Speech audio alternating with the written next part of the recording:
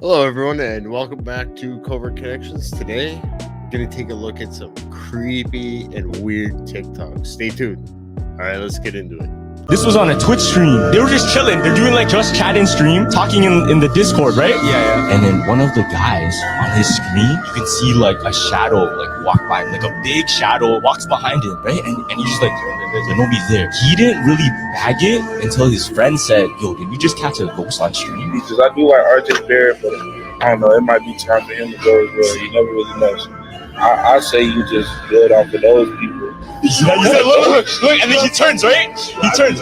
Fam, this is how you know it's real. Look at the reaction of other people and what they say and what they say. Is that a ghost? Oh, yo, Junebug, chill out. Yo, that wasn't even a person.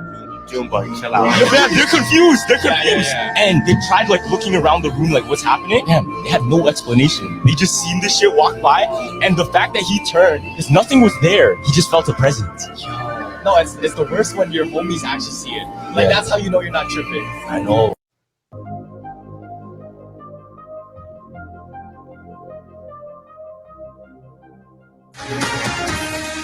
It sounds like a plot from a movie. Police are trying to unravel the true identity of a mystery man. Time travel. It sounds like something out of a sci-fi movie, when in fact it could be more of a reality than we think. Scientists now claim time travelers could use parallel dimensions to visit the past. Police say that it is possible that this guy just has a very active fantasy life, and that it might not be something more nefarious than that. It was this picture from a security camera police used to identify the man accused of stealing. It's under investigation what the true motive behind this is. We are exploring his mindset and any possibility that mental health played a role in this. The one thing police have not been able to figure out, the person's identity. It was a shock, not only to the public, but to investigators too. We received startling information from the state lab regarding the presence of an unknown male profile. The DA says they are still conducting multiple DNA tests. They won't say where investigators are in the testing process. Here's this mystery person. No one knew who he was. A big question back in time in unidentified Investigators aren't losing hope. They'll one day put a face to a man who so far doesn't show up in any missing person database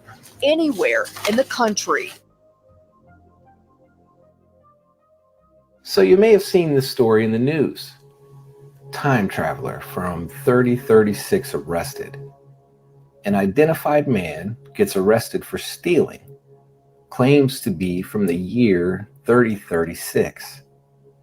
Authorities say the unknown man has no birth record, no social security number, and no identification file on record. When asked why he was stealing, he told police he thought clothing and food was free in the marketplaces. He later explained this to be part of the new society in the year 3036, the year he is supposedly from, in the future.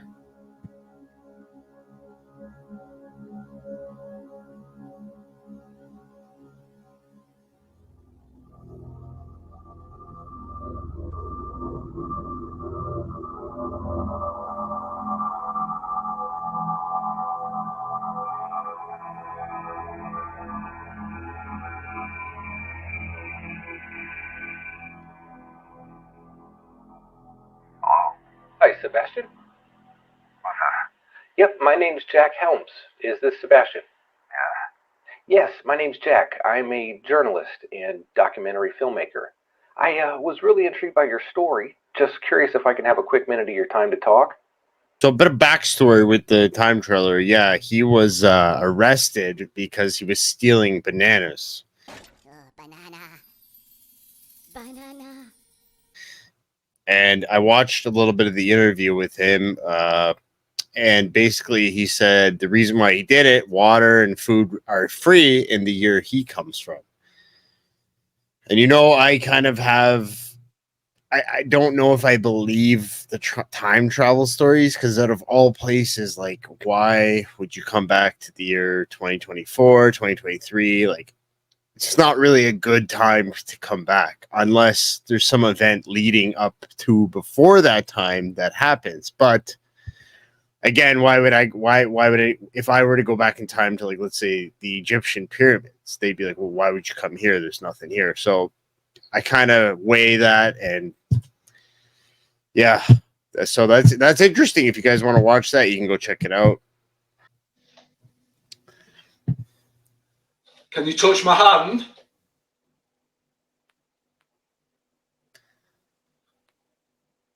Copy me, touch my hand.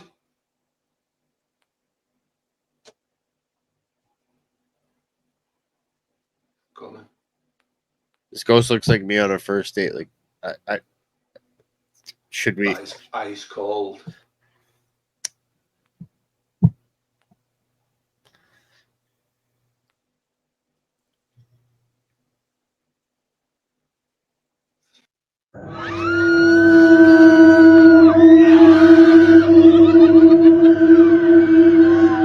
No.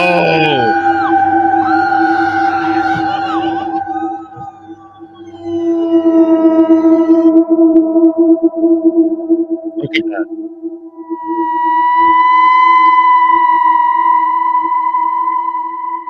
Oh. Wait, what? Let's just rewind.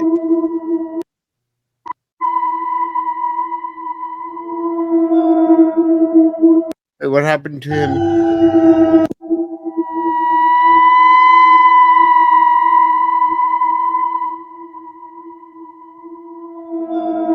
So he like went through. It looks like it went right through him. If this is real.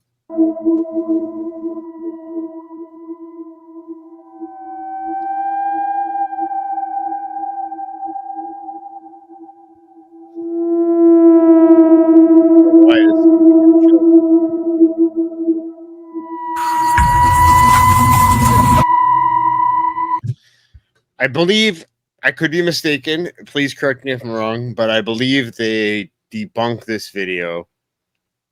Someone did debunk this video where it was a cut, or, you know, it was actually a hand coming down and grabbing it. They broke it down. I don't have the best memory today, but I believe that's the case. अब ये सब यही खत्म कि दूसरी कब्र से knock करने की आवाज आ रही थी। ये बताते वक्त उसके साथ कुछ ऐसा हो जाता है।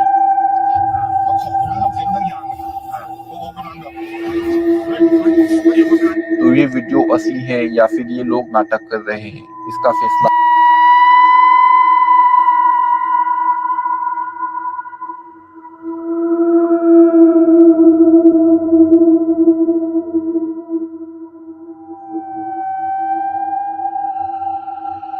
What? तो इस स्टोर में जो हो रहा है वो सच में पैरानॉर्मल है या फिर ये इनकी unique marketing strategy?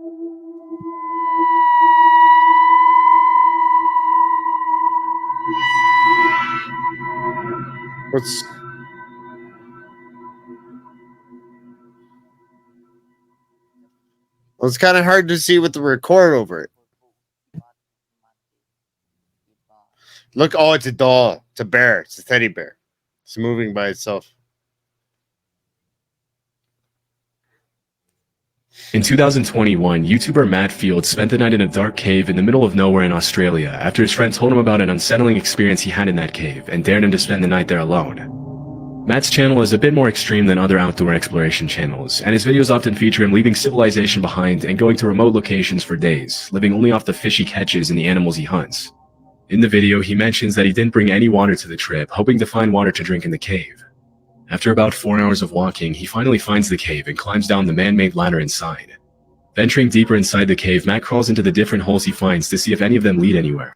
So just quick. After about 4 hours of walking, he finally finds the cave and climbs down the man-made. We see this ladder here. So he talks about this, right, later on. And just keep this in mind. Ladder inside. Venturing deeper inside the cave, Matt crawls into the different holes he finds to see if any of them lead anywhere. Around this time, he started hearing a couple of rocks falling near the entrance and the sound of some sort of animal walking around. At one point in the video, he mentions he feels like he's being watched, and things get a little more disturbing at around 11 p.m. when he begins to eat his baked beans for dinner. Nothing like canned beans. That is beautiful. Baked beans in a haunted cave. Oh my. God. That was the sound. That is the sound. Did you hear that? Look at my arms. I got full goosebumps. It's the chains moving when I climb down the ladder. It's the chains. It's a big, heavy, thick chain.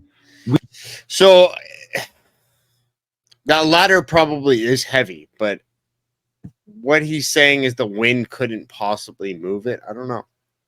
You know, could something else have gotten in down there, like an animal perhaps crawled down? I don't know. You guys let me know down below. You guys will be the final judge of this. Wind can't move that. Holy. Good night, mate. When Matt recorded this video, it wasn't a windy night at all, and the fact that the chain is moving can only mean that there's someone or something down there with him. That chain moved just then. It is 100% now. I heard it before. I'm 100% certain it's the chain that I walked in, that you climbed down into this cave on. It's moving. Now, you can't move that chain with wind. It's way too heavy. There is no wind coming in here. There's no wind even for up. Holy. Something's coming down, obviously. God. Look, you must have heard that just then. At this point, I wouldn't be speaking. Oh, this. Okay. Well, I've got my backpack back on, and I'm booting on Mandeville. I just heard a sound. It's not normal. It's definitely not a normal sound, and I'm scared. I'm not going to lie. It's probably about 2 hours, 2.5 hours after I checked in with you guys, so it would be around 2 o'clock, 1 o'clock in the morning, and that sound was not normal. I'm getting out of here. After the creepy noises subside, he changes his mind about leaving the cave and decides to spend the rest of the night near the entrance. A couple of hours later, he reported hearing hissing sounds that sounded like human voices, but after walking around the cave, he couldn't find anything that could be making those noises. Aside from big animals, the worst thing that could have happened to Matt is to have come across a hostile squatter living in the cave, although it's unclear why anyone would want to live down there. Fortunately, he made his way out of the cave safely as soon as the sun rose, and never went back to that cave again. I think it's incredibly important to listen to the specific words that Grush uses. You know, Grush never said extraterrestrial or alien. He said interdimensional. I think that that's incredibly important because... Didn't he also say biological being of something of that sort? I believe I remember. I could be wrong, but I'm pretty sure he said something like that. Those are the types of things that when we go in there, there's just certain things that I think that it's important that you guys listen to on that. I'm going to get clarification. Yes, you said interdimensional. I mean, now, what does that term, is this something that bends time and space? What are you getting at? I think that Grush, when I had talked to him on whether these were specifically extraterrestrials or alien in origin, he said interdimensional. He refused to Miami Mall aliens. I think that's incredibly important because I think that that's really the question we're all wanting to know, right? And so I'm actually going to have a sit-down conversation with him and ask him to come back and talk to us directly because it seems that we are getting more information from the source than going into a skiff and then not being able to tell you guys what we're Is this stuff that we just as humans might not be able to understand if it's interdimensional? I think that we can understand it. I think that it's just it's an approach, right? I mean, like, remember, we just now for the first time in history really had Congress have whistleblowers come forward credible that we're telling the entire world that there is something other than human life forms. Grush said that those were interdimensional beings. He refused to use extraterrestrial and aliens. I think that's important to note. Yeah, I mean, like, I don't know why they haven't just disclosed everything other than the fact that would pretty much change the entire outlook for the human race if aliens were to exist. But even think about this, even 25 years ago, you would be called crazy, right? If you said, yeah, I believe in aliens, or anyone else came out and said that. But now today, I was talking with someone today at work and they do believe in aliens. So more people now than ever believe in some sort of entity or being has visited Earth or is here at the moment. You know, just saying. You guys let me know what you think down below about that.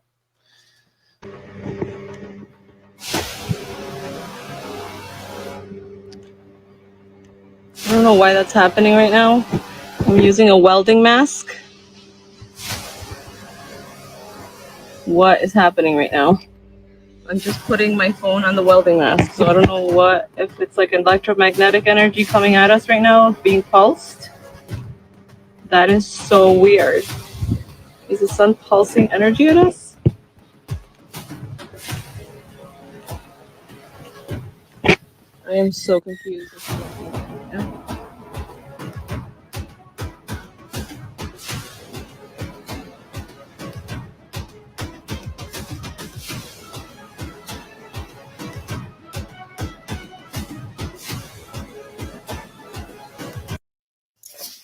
Do you want to mind fuck? If you're a welder and you know why this is happening, please let everyone know what's going on here. Thank you.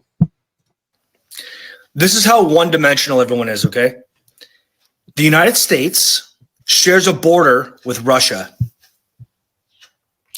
If you were to book a flight from Alaska to Russia, it would show you a 19-hour flight to Moscow. If you just said Alaska to Russia, 19 hours to Moscow. Russia is 55 miles away from Alaska. That's why the states wanted it so bad. It's 55 miles. Like, how close is that?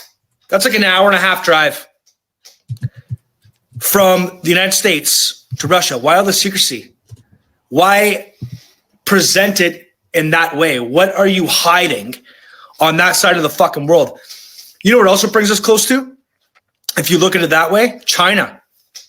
China's like right there. Few extra hours, but that's how close it is to the United States, though. It's just a bit south. But you don't look at it that way. You look at everything like it's just this one plate and everything is all the way over there. It's not, though. It's a small world after all. Okay, so I'm looking at what he just said, right? And he said 55, or people are saying 55 kilometers away from Alaska to Russia, where here it says Alaska and Russia is 5,010 kilometers distance between each other. And it would be a 19-hour flight. And it says here the fastest way to get from Alaska to Russia is to fly and train, which takes 22 hours and 24 minutes. So I assume that's the train, but so it says the total flight duration from Alaska to Russia is 6 hours, 58 minutes. This assumes an average flight, commercial airline, 500 miles per hour. Yeah, whatever. So 6 hours, 58 minutes. So if it actually is 55 kilometers, it wouldn't take that long. But flat Earth, I don't know. You guys let me know down below what you think about this. Därför jag ser mig själv som äldre då, kanske 70 och sånt där. It would be very... A little bit of backstory. Sorry for pausing so many times, but a little bit of backstory here about this guy. This guy, back in the day, you know, I watched this. This was all out on those Discovery Channel and all that. And basically he, since it's in Swedish, I guess, you can't understand, but he crawled through a little crevice in his kitchen and he was underneath the kitchen sink. And apparently he kept going, right? And then he got out and met himself in the future. And they both had the same tattoo on their forearm, and he has proof of this in video, right? So I'll play the clip, and you guys let me know what you think about this. Easy to dismiss Håkan Nordqvist as a liar. If it wasn't for this. Som tur var då, för jag tänkte det här kommer ingen tro på. Det finns inte en chans att folk kommer tro på det här. Så jag hade ju med mig mobilen så jag kunde filma det. Look at this. Vi stod där och tjafsade lite och... Ja, det var riktigt god känsla var det. Hur gott som helst. This is known as the most So you guys let me know what you think about time travel, right? Because I'm on the border with it. I don't know, really, because I haven't seen too much evidence that supports it. But then again, I try to look for things that are the most convincing with some proof behind it for you guys. So let me know what you think. convincing case of time travel in the whole of history. Sergei Ponomarenko was a guy who literally appeared out of nowhere in Kiev in 2006. So he arrived wearing really outdated clothes and had a camera that looked very old. He claimed that he was walking down the street with his girlfriend when a blinding light appeared and transported him to 2006. After conducting an investigation, the police told him that he had to show some kind of proof that he was from that era. He then suggested they look at the photos in his camera. There was an undeveloped film in the device. When they developed it, it revealed photos of a girl that seemed to date back to the 1950s in Kiev. So, there are two options. Either this guy had a camera from the 1950s at 25 years old, and he knew the contents of the undeveloped photos. There were also photos of him on the device. So they asked, "Okay, who is this girl in the pictures?" He replied, "That's my girlfriend." They then asked for her name to look her up, but it was at that moment that the police were stunned. He literally... So that story, he didn't go into too much detail about that time traveler, but basically, yeah, he had a camera from the 1950s, but when they checked it out, right, the camera was in excellent condition. I mean, the film that was inside was still good. The camera itself was good. And also they asked him who his girlfriend was. They went to go check. And basically the story from her was that he had disappeared and they never found him or whatever. He disappeared for a bit. And then basically while they were conducting this interview, they were videotaping it and recording it. Right. And you see the clock on the wall does not move one bit. I don't know if it was they showed you the actual footage. I can't remember. Or they just said, yeah, that's what happened. The clock stopped at a certain time when he was in the room. And then they put him in another room with 2 armed guards outside, one exit. He just vanished. So you guys let me know what you think about that.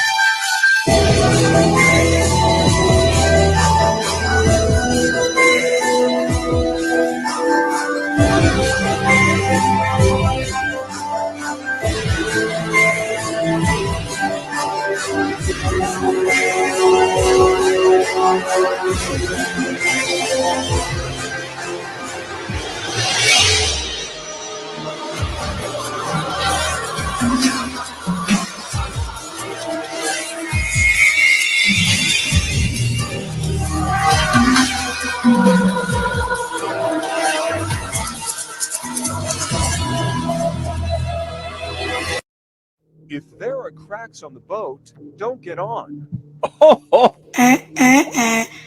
This is exactly the opposite of what you want to see when you're looking at welds on a ship.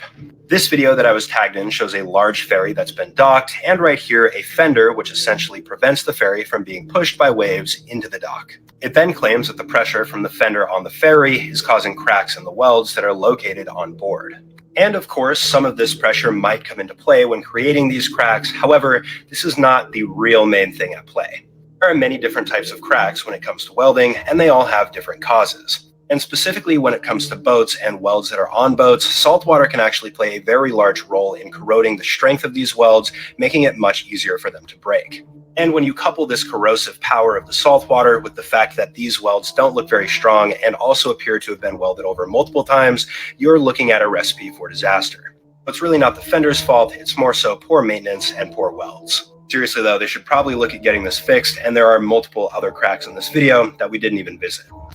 This device right here has sent me down the deepest rabbit hole. And that's because this is a source of free energy that has a very... This guy, okay, I've been finding a lot of videos on TikTok with people that look like Mulder from the X-Files in it. This guy, look at him. No? I'm telling you, he looks like Mulder. Very mysterious history and could be linked to UFOs.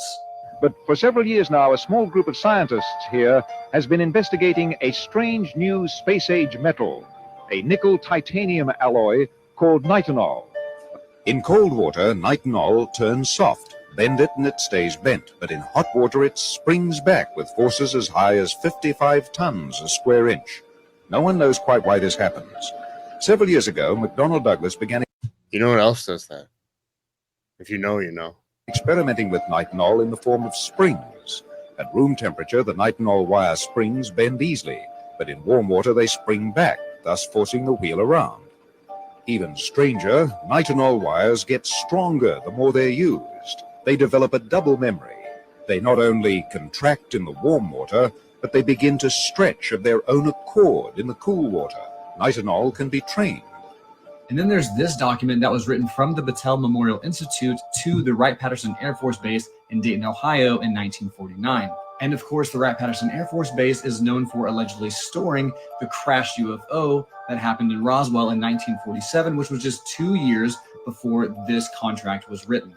And in this document, they're talking about the different alloys that they're testing, and they're giving a progress report on those tests. And at this time, nitinol went by a different name. And a lot of the serious UFO researchers believe that the Battelle Memorial Institute was the organization that was given the contract to examine and test all the metals that were retrieved from the Roswell crash. And one more interesting thing about Battelle is that they are the same organization that invented coating and metals that were used on spy planes that were then later used on the U-2 and the SR-71. First of all, why aren't we using this material for the public? If it can do that, right?